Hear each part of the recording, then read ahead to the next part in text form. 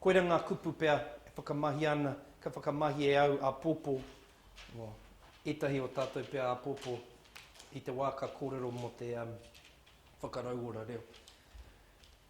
Tuku ihotanga, huinga kai kōrero, reo takiwa.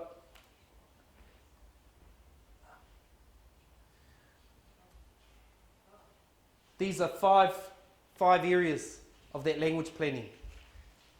If you think about which one is use that's there? Which one do you think is use?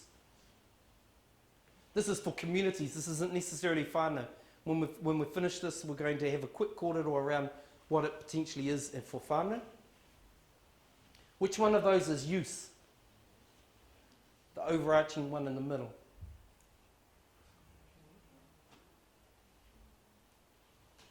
Okay, let's look at another one. Which one is acquisition? 1, 2, 3, 4, or 5? Hea, ko te he o era, ko te ako.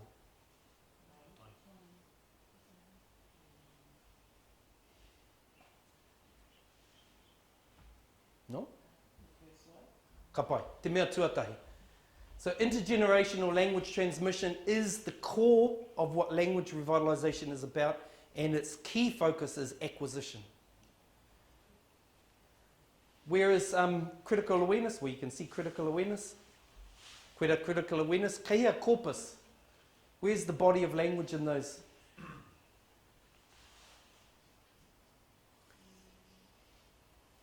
Two, 3 or 4. Te tuarua, tuatoru, tuawhāranga.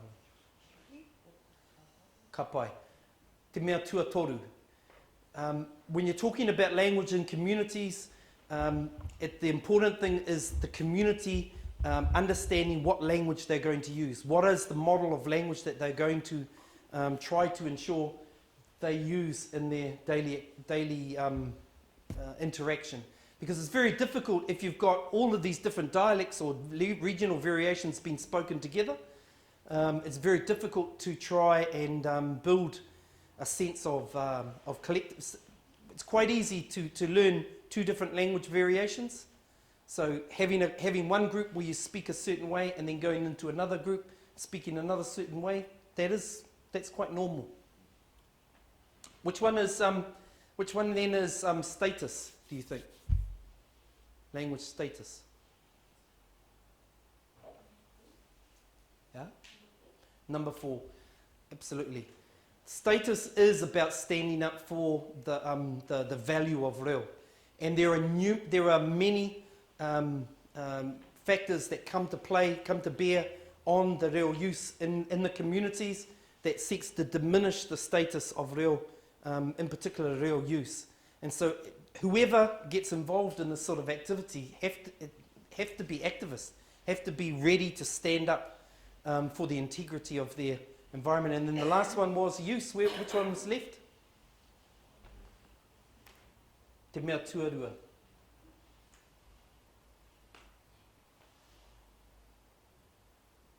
Ka pai. Pēhea te nui o te wā. Me whakatu. Do you think that when we're trying to create a critical mass of new generations of speakers of te reo through the intergenerational language transmission, Yep. are we also trying to create new Māori language activists? Sort of te kawe te kaupapa ki ana mata? It depends on on what's been done with that critical mass. So sometimes we create a critical mass of speakers, but they aren't very strong in getting out there and using the reo outside. So the moment they get confronted by barriers or criticism, then they shrink away and stop speaking the language. So part of that that activism is understanding what it takes to revitalise the language first thing. That you have a plan, and that plan needs to be stuck to maintain the integrity of your activity. And then the last one is really experience of how do you deal with people's attitudes. And it's usually attitudes of people from outside your group that limit the language that's being used. Because if we, one of the concerns I suppose we have is that, I mean, because we had to struggle and go through that whole journey of the whakamā and all that Yep. to get the reo for ourselves. Mm. And part of the concern is that, so we value it Yes. because we've had to fight for it to learn it. But one of the concerns we have is that, you know, we're trying to develop them to be language activists, we're trying to develop them to be language champions as well. But one of the concerns is maybe they won't, if they haven't had to go through that pain and that anguish and that sort of struggle to learn the reo because they've had it as their birthright, will they value it as much when they get older? I hold the view that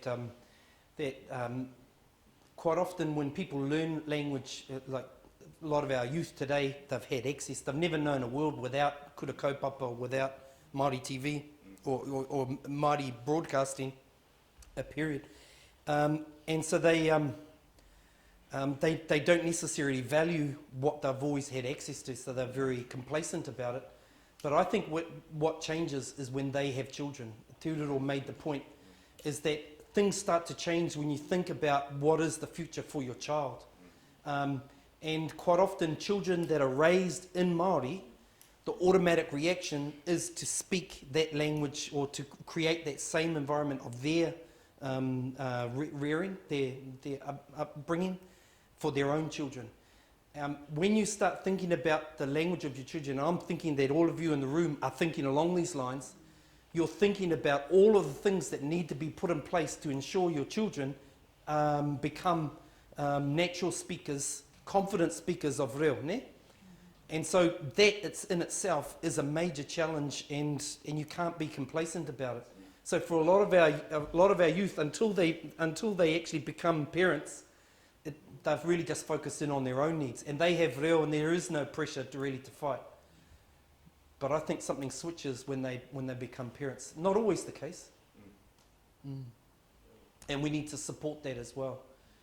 Part of that is around building critical awareness for parents and providing resources for them so that they can follow plans.